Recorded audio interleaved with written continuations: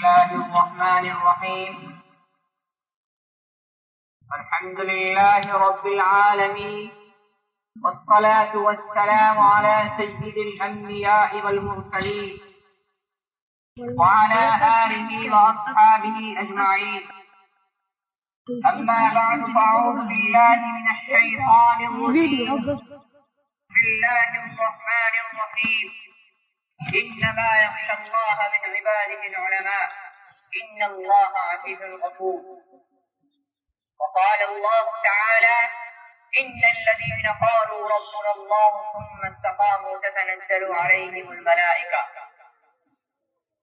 جنہیں میں ڈھونڈتا تھا آسمانوں میں زمینوں میں، جنہیں میں ڈھونڈتا تھا آسمانوں میں زمینوں میں، وہ نکلے میرے ظلمت خانے دل کے مدینوں میں۔ جلا سکتی ہے شمع گفتگو موجے نفس ان کی، جلا سکتی ہے شمع گفتگو موجے نفس ان کی، الہی کیا چھپا ہوتا ہے اہل دین سینوں میں۔ نہ پوچھن فرقہ پوشوں کی ارادت ہو تو دیکھ ان کو، نہ پوچھن فرقہ پوشوں کی ارادت ہو تو دیکھ ان کو، یدے بیضا لیے بیٹھے ہیں اپنی آستینوں میں۔ بہار آئی اگر گلشن میں تو کس کام کی آئی، بہار آئی اگر گلشن میں تو کس کام کی آئی، نشے من شام میں باقی رہا نہ دل سینوں میں۔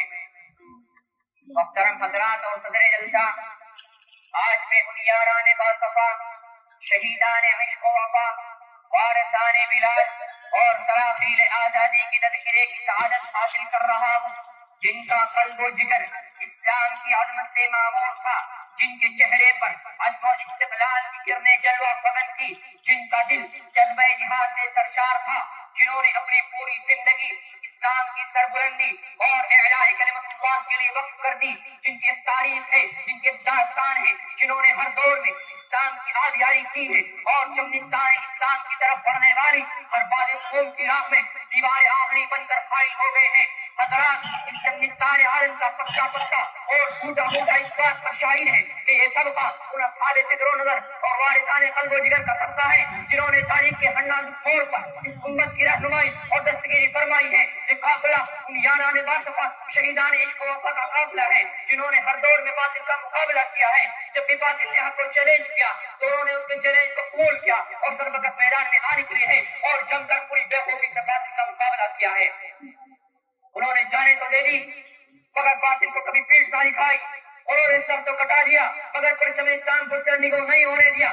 جب بھی جلاد تلوار چمکاتا ہوا آگے بڑھا تو انہوں نے مسکرا کر نظر سے نظر ملائی اور یہ کہتے ہوئے مردانہ تلوار کے نیچے سے رکھ دیا: خوشامد دے کہ میری موت تیرے قدموں کے نیچے آئے، یہی تو زندگی کا آخری ارمان ہے ساقی۔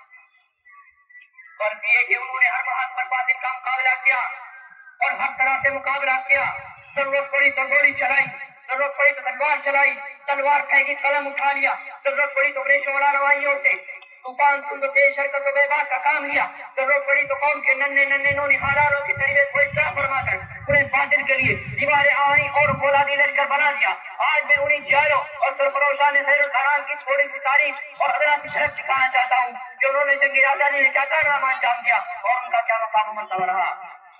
حضرات، جب ہندوستان کی مقدس سرزمین پر انگریز کا ناپاک سایہ پڑا اور وہ اپنی شاہجہانہ و یارانہ چالوں سے یہاں کے مالک بن بیٹھے، جب ہندوستانیوں کے اوپر ظلم و ستم کے پہاڑ توڑے جانے لگے، جب ہندوستانیوں کو غلام بنایا جانے لگا، جب ہندوستانیوں کو خون پسینے سے بھی ارزا ہونے لگا، تو ایسے نازو وقت میں سب سے پہلے جس شخص نے علم بغاوت کو بلند کیا وہ محدث کبیر، امام جلیل، رئیس الاولیاء، فخر چمن، محرم فن، دانش وطن، شاہ عبد العزیز بن ولی اللہ محدث دہلوی ہے۔